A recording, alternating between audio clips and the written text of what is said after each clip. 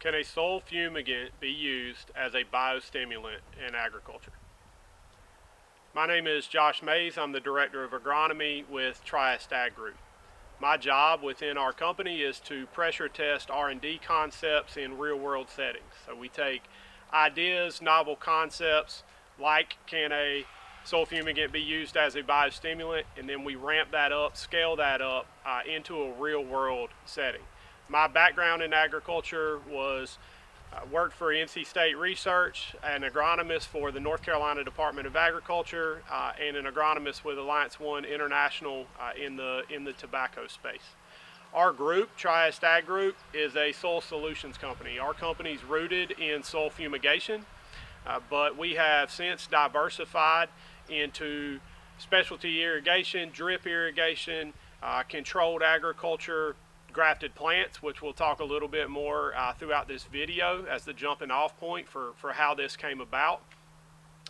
But at the end of the day, what we try to do is produce more food on less land and keep our grower base economically sustainable as best we can. With me is Josh Freeman, who also works for our company. Josh, if you want to introduce yourself and talk a little bit about your background and your history the history of chlorpicrin use in ag. So my name is Josh Freeman. I'm a regional manager with TriEst Ag Group, and I cover North Florida, Georgia, and the Mid-South states. I also provide agronomic support to our sales staff. So my background, I was formerly a faculty member with Virginia Tech and with University of Florida, and much of my career has been focused on research on soil fumigant compounds. So just some history about chlorpicrin. Most of the fumigants that have been used or are currently used have been mixed with chlorpicrin to improve their activity and their disease control spectrum. Chlorpicrin is a pretty simple molecule made up of chlorine, carbon, nitrogen, and oxygen. Soil fumigants as a whole are applied to the soil as a liquid. They vaporize and they move through soil pore space. And so that's kind of the beauty of soil fumigants, is we can take a very small volume of liquid and treat a large portion of soil. So this would be very different than what we would do with traditional liquid applied materials. We'll just go through a tomato example. So plasticulture tomatoes, we would use about 5 gallons or 70 pounds of chlorpicrin, and that would effectively treat over 1 million pounds of soil. So once chlorpicrin volatilizes, it leaves no residue in the soil, and therefore there's no residue in the plants. In this video, we'll also have a link to an application that's being done where fumigant is being applied. So chlorpicrin is made in North Carolina, and it's been used in agriculture in the U.S. since the 1960s. It's used on a multitude of crops that are grown in a plasticulture scenario like tomato, pepper, and strawberries. It's also used on bare ground crops like potato, tobacco, and onions. So that's a brief history of chlorpicrin use in agriculture, but when I came on TriEst, you had already started going down a very different road. You kind of want to bring us up to speed or the genesis of that on where you started? Yeah, sure. So when we started going down this road, as I said before, TriEst has had a multitude of diversification efforts around soil fumigation to bolster our company and what we have to offer to growers. And one of those was grafted plants. You know, you mentioned the use of soil fumigation and chlorpicrin specifically about reducing pathogen loads. And part of that, one of those is fusarium wilt, right? We know chlorpicrin suppresses fusarium wilt, but it's very difficult in a watermelon setting.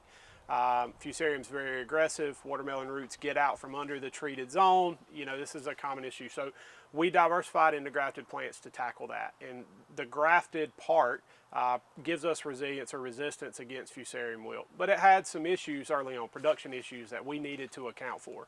One of them was maturity issues.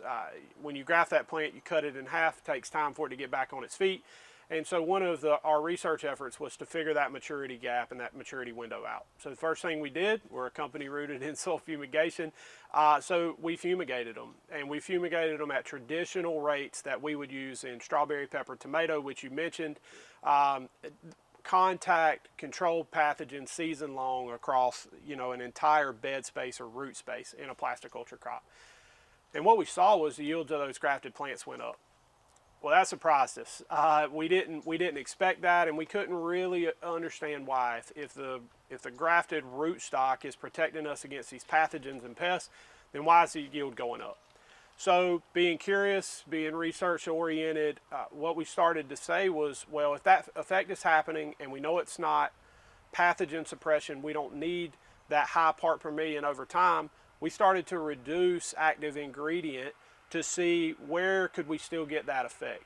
And widely where we landed was about a third of the rate structure for our traditional crops was creating this plant vigor. They were growing off better, root systems were establishing faster, and that surprised us. I remember picking up the phone, I called you up when you were still at UF at the time. You were kind of one of the authorities in the fumigation space, and I said, hey man, what's going on here, right? We see something that we don't expect.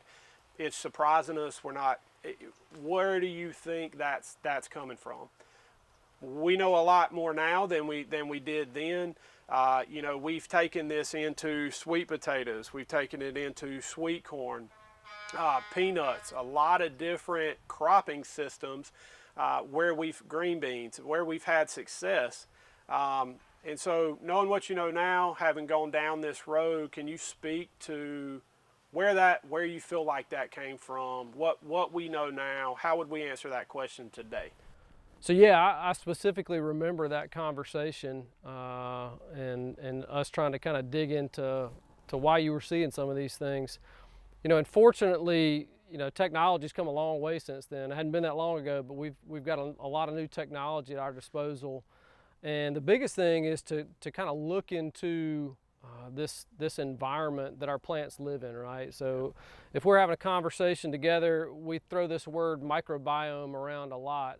And kind of simply put, it's just a microbial community in a given environment, right? And so the fungi and the bacteria that are living somewhere in the environment that we're most concerned with is a soil environment, right? And so since then, TriEst has kind of amassed this data from Florida to upstate New York of what the soil microbiome is doing after fumigation, right? Yep. And so after years, we kind of see these trends emerge where following fumigation, we see Trichoderma, Bacillus, and Pseudomonas, right? These three genera that kind of always rise to the top, and their abundance almost in all of our samples increases after fumigation. So we know those three genera, they've got biocontrol agents in there. They're widely recognized as beneficial soil microbes, right? So they participate in nutrient cycling. They've got members that can protect plants against disease. So, we understand the skepticism when we talk to growers about, yes, we're going to use a soil fumigant to potentially control a disease, but yet we also see these beneficial microbes flourish afterwards, right? So fortunate for us, University of Florida had kind of gone down the same line of work during that same time, and they've now published their data, and we'll have, for the viewers, we'll have a link in there so they can kind of take a look at that as well.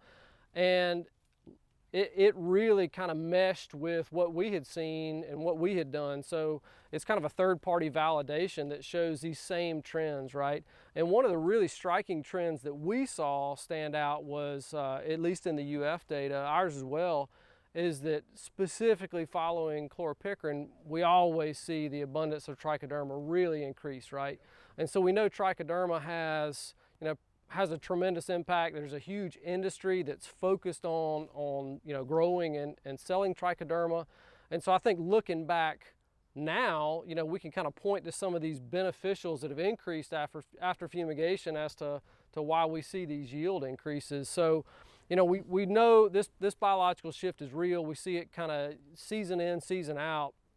What does that mean for us and for TriEst moving forward? Yeah, I think the first thing it means is when you mentioned earlier, that you kind of got a skepticism and shift your mindset a little bit, and I think that's true for us internally, right?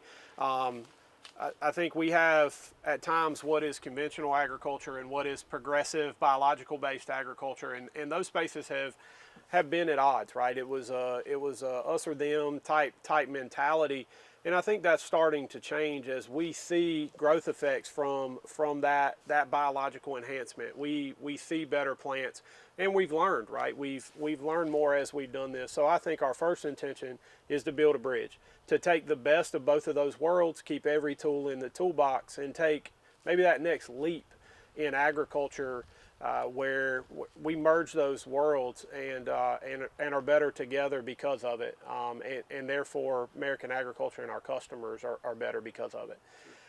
In doing so, I think the next kind of realistic step is to look at a wider cropping system. You know, we talked about chloropicrin at traditional use rates for contact control of known pathogens, right? That's a traditional use, and it's still necessary. We still have to protect those crops in heavy rotations.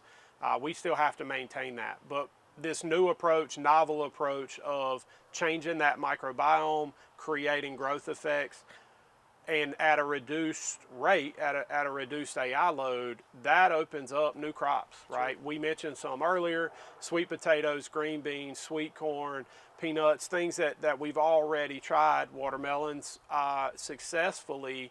I think continuing down that road, continuing to bring that to our growers, and to work together to drive forward. I think that's our key thing. Sure.